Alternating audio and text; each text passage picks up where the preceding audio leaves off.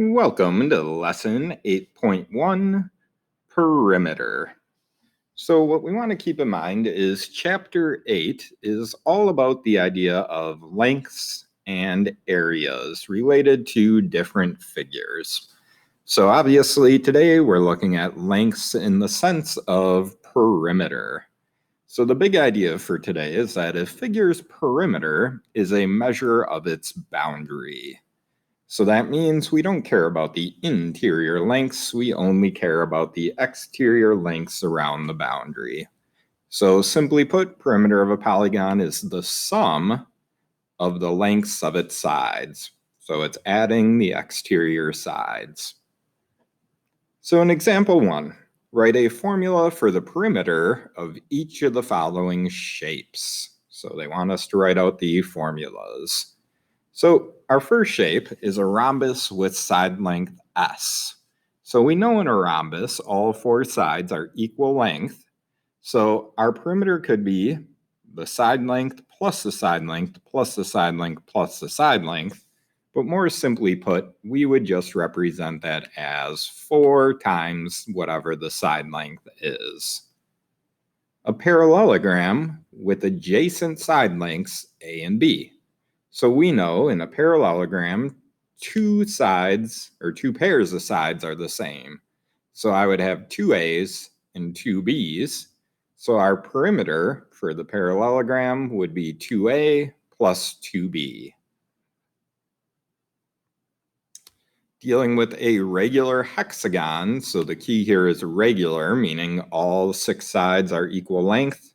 So our perimeter simply is 6 times the side length. And then if we're dealing with a regular n-gon with a side length of S, our perimeter is whatever the number of sides are multiplied by the side length. Or if you really wanted to, you could add up all the sides. But this would be our shortcut for any regular polygon. You would just take the number of sides multiplied by the side length to get your perimeter. Example 2 is looking at the idea of a kite being drawn with a ratio for its sides of 3 to 2. The perimeter of the kite is 40 inches. We're working that information to figure out what are the lengths of its sides. So first, like most word problems, I'd recommend drawing yourself an image. So I drew my kite over here. If my side ratios are 3 to 2, I'd represent that with 3x and 2x. Now we know in a kite, 2 pairs of congruent sides. So we have 2 sides with the length of 2x, 2 sides with the length of 3x. So our perimeter would be 2x plus 2x plus 3x plus 3x. Or in this case, 10 times x. And we know the kite's perimeter was 40, so divide that by 10, and we know that x is 4. But we're answering for the side lengths, not x. So one side is 2x, the other side is 3x. So 2 times 4 gives us one side length of 8, and 3 times 4 gives us the other side length of 12. So our sides would be 12, 12, 8, 8. And then we get into our last example dealing with just this basics of perimeter.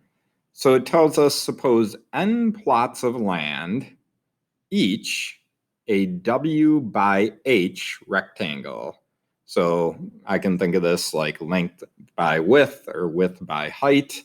So I know one side is H units and the other is W. So they are next to each other as shown at the right. A fence S to be built to surround and separate the plots.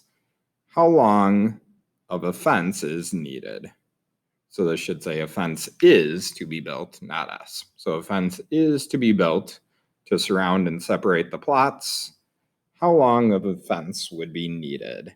So if we think about this image over here, for one plot, just this first plot, if it wasn't connected to anything else, our perimeter would be W plus H plus W plus H. So for one plot, our perimeter would be 2H plus 2W. Now, if we look at two plots together, what we'd want to keep in mind, in this case, we would have one height, two heights, three heights, and we'd have one width, two widths, three widths, four widths. So our perimeter would be 3H plus 4W for two plots. Then if we're dealing with three plots, so looking again at our diagram, we'd have one height, two heights, three heights, four heights, or four H measures, and our width would be 1, 2, 3, 4, 5, 6 W measures.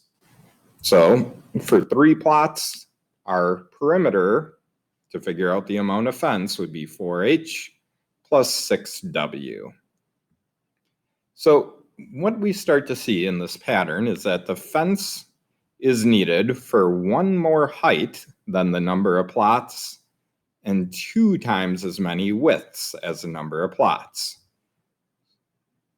So in this case, if we had one plot, we would need one more for the H, so 2H, and double the one for the W's.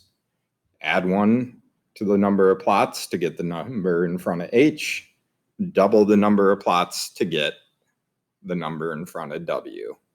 So if we wanted to represent that with just a general formula for this perimeter, it would be n plus 1, so the number of plots plus 1, being multiplied by H plus double the number of plots, so 2n times W.